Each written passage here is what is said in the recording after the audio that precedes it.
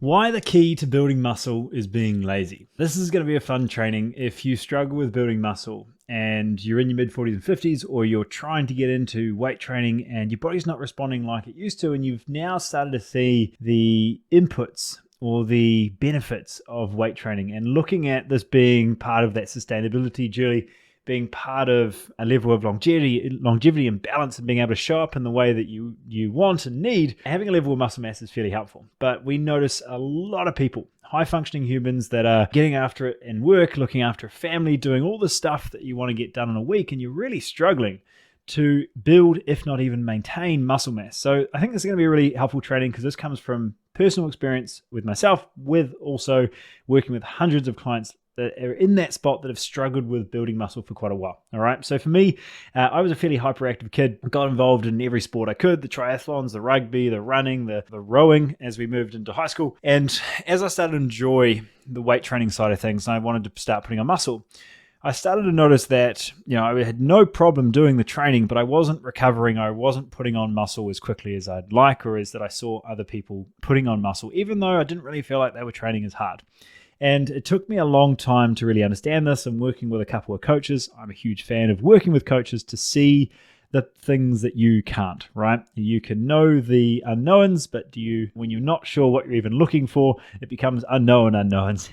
And being able to get coaches to help find what those things were. For me personally, it was the fact that, yes, I could train hard, but I had very little recovery capacity. And as we get older, this becomes more and more important because that recovery does shift over time, and being able to support certain hormones and recovery components is pretty massive as we dive into this a wee bit more. So coming from that rowing background where we were training, once or even twice a day, every day for 2 hours, I had this same momentum when it came to the weight training, and I was doing double day sessions. I was training for 2 hours. I was trying to completely exhaust the muscle to the point that I could no longer contract, and it really held me back. And one of the things I learned over the next decade was the ability to slow down, and in a lot of ways really define, as I've said today, lazy, being in a point where I actually get good at doing less. Now, for someone who is in this type A personality, or someone that's kind of a fidgeter or does a lot of stuff in their day, it's a really nice pursuit, because what we're getting towards is the ability to realize results don't come from work if you're not giving the body time to rest. So the first one that I want to really highlight here is that the workout is the stimulus, the rest is the result. And when you look at the weight training session purely as a signal to the muscle to either grow or die, the recovery component becomes a pretty big part of that, right? And I see far too many people do an amazing big workout, and then they're a coffee straight after. They don't have a meal for another 3-4 hours. They forget to have lunch, or dinner's late, and then they have 5 hours sleep. When we start looking at these components of actually getting the most out of the body, the biggest part here is the ability to rebuild tissue. And if you're not giving your body that time to repair, then we're in a spot where the workout kind of goes to waste. All right.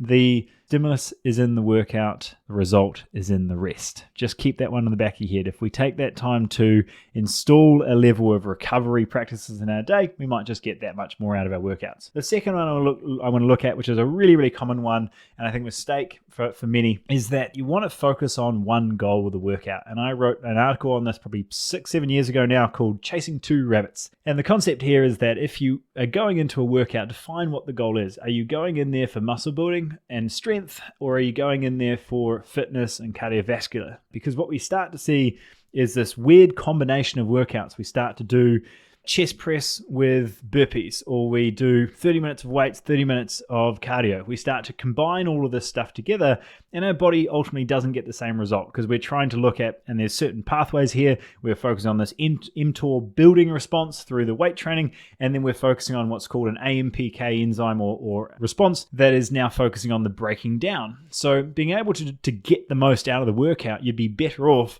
doing the 30-minute weight training workout in isolation, and then at a different time of day or different day doing the fitness circuit or cardio type workout. Keeping those two different results, very different signals to the body in different workouts, allows the body to build and respond to what you're actually after. If you throw it all together, it just becomes a weird mix of certainly burning calories, but not really achieving the overall goal. The third one I want to address, which ties into the second quite nicely, which is focusing on the ability to isolate and contract. For a lot of people, a big mindset shift to really get results in their weight training efforts is that you don't have to be hot and sweaty every workout. If it's a contraction-based back workout or arm workout of shoulders, the goal is to isolate that very muscle, the deltoid, that little muscle here, or a bicep.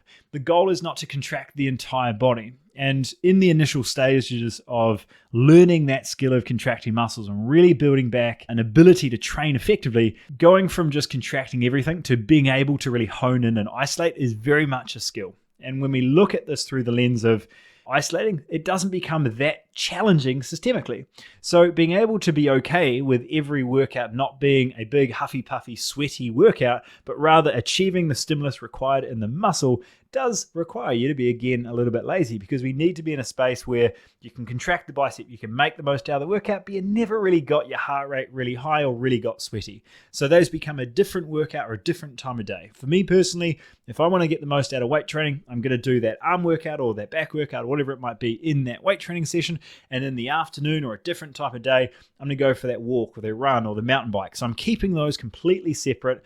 I'm still a hyperactive child at heart, but being able to be lazy in a strategic way around my workouts and how I structure them, what the goal is of them, and how I place that recovery through my day are probably the biggest shifts over the last decade around how I build muscle. And certainly as I'm building back muscle now post-injury, a reminder that's coming back into my head to make sure that I'm making the most of my time through doing less, focusing on a particular result, a very strategic rest in the day, and making sure that my goal of workouts is singular rather than trying to do everything in one workout. So a short but hopefully needed training to get you to hone in on what the goal is. If you don't know what the goal is, if you don't have a structure, then please reach out. We can be able to build out some of those steps. One of the things that we've done a lot of here through our workout reset, through going through our YouTube series, we put up thousands of videos on exercise, or hundreds of videos with thousands of views that really dive into the exercise movement. So if you haven't checked us out on YouTube, or you're watching this on YouTube, go check out the playlist on exercise selection, taking us through how to move, how to contract, really focus in on getting the most out of the workout. One of the things inside our world is how can we get more effective in 20 minutes than most people are in an hour? And the biggest thing here is the ability to focus in on the muscle and contract rather than just systemically move the body around. All right. If you want to build tissue, you want to create a stimulus and response inside the muscle to either drop body fat, build muscle, or just generally be healthy and strong. That is a really, really key part of this. All right, so go check out that YouTube page. Go through our exercise trainings. They're all free. They're all up there. And if you want to go further, we can absolutely help. Hope that was helpful, guys. And we'll see you on the next one. Bye.